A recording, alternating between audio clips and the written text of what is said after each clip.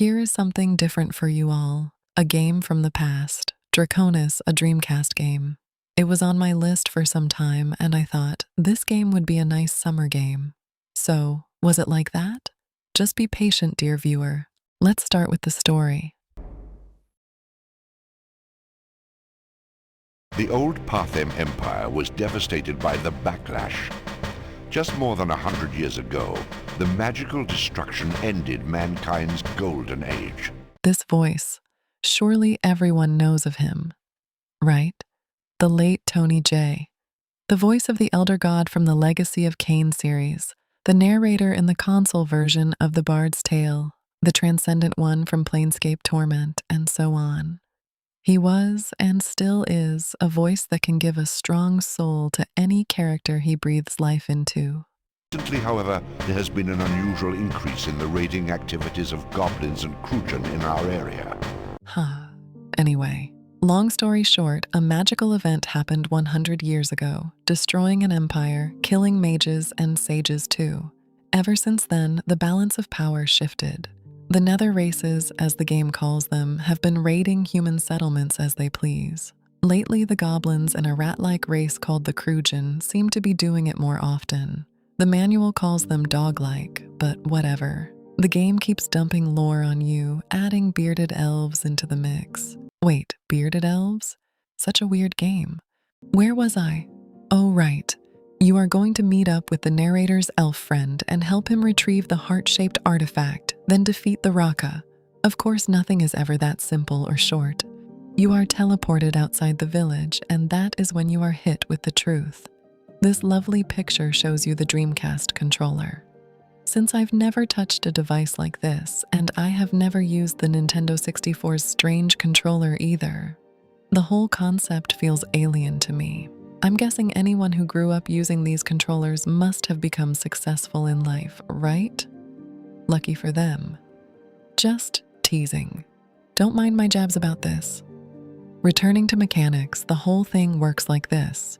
You select the difficulty from the options menu, and yes, I played it on easy. I'm so glad that I did, especially because of the late game parts.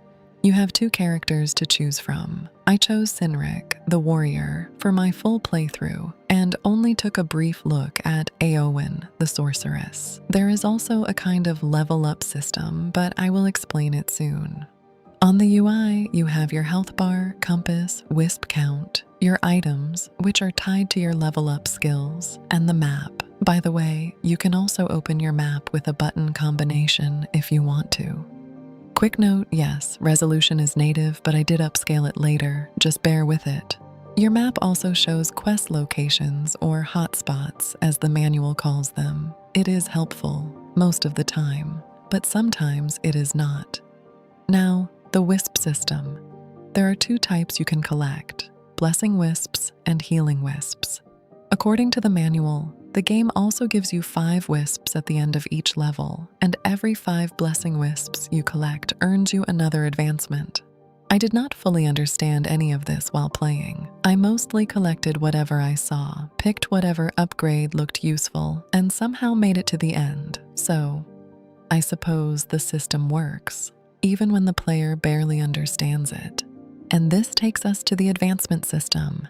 Rank increases your overall power and gives you access to higher level upgrades. Simple enough. The weird part is that you cannot raise it whenever you have points to spend. The game only lets you select the next rank after you have already bought a certain number of other advancements. So sometimes, even with wisps available, you are forced to spend them somewhere else first.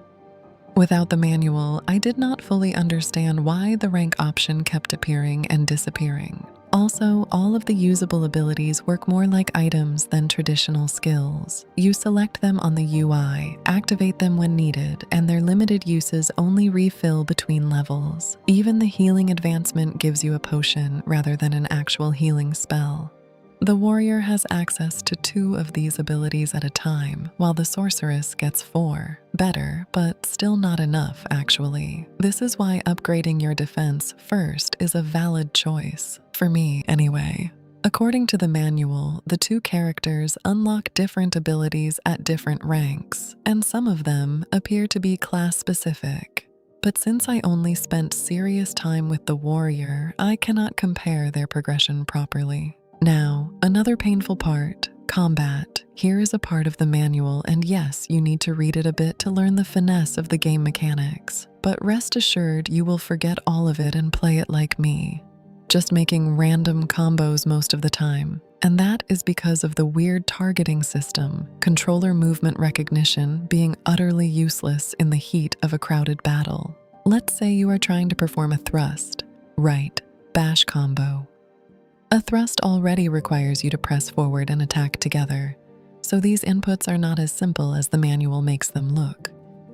Then the camera suddenly changes angle. The game reads your direction differently, and oh no. You are now doing something else entirely. You can also strafe with the trigger buttons. But strangely enough, that part was not difficult for me to control. And with that out of the way, let's move on to the next topic, the enemy AI. I'm not sure if they are intelligent or plain stupid. I'm pretty sure these moments are scripted. If you chase after them blindly, you will end up in an ambush. This works well for the first couple of times, but after that, you have pretty much learned their habits. And look at their tactics. When enemies move around this frantically, how are you going to think about the combos? A better tactic would be to block, then stab when you get the chance, or do it like me and mash the button while circle strafing like a mad gal. Now, level design. It has that 98 to 2000 design in its soul, and frankly, I love it. Not perfect, true, but it doesn't have to be. There were a few small parts where I got confused, but overall, it is surprisingly good. Some games from that time were deliberately confusing, just to make you spend more time on them. New games did not come out as quickly as they do now, and distribution was slower too, so developers had to make each game last longer. Draconus does not really do that, at least not as much as some other games from that era. Interesting thing is, there is a level select system. You can do them in whichever order you want in that chapter. You only get 2 levels to choose from at a time, but I still like it. It's nice. It gives you the gentle illusion that every player may have had a slightly different experience on their first playthrough. Another nice touch is, at the second quest I believe it was, you can kind of change the order and complete some things early before chatting with the quest NPC. The dialogue changes like this. What you want, human? Gonka sent me here to tell you. Lucy Gonka, where is he? He died in the keep jail. He was beaten badly. Said the Minotaur did it to him. Neat, right? It kind of reminds me of Deus Ex, but much lighter compared to a real immersive sim game, of course.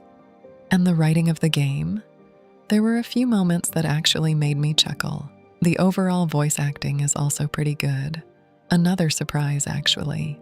Aside from Tony J, there are Tasia Valenza, David Anthony Pizzuto, and so on. Look them up.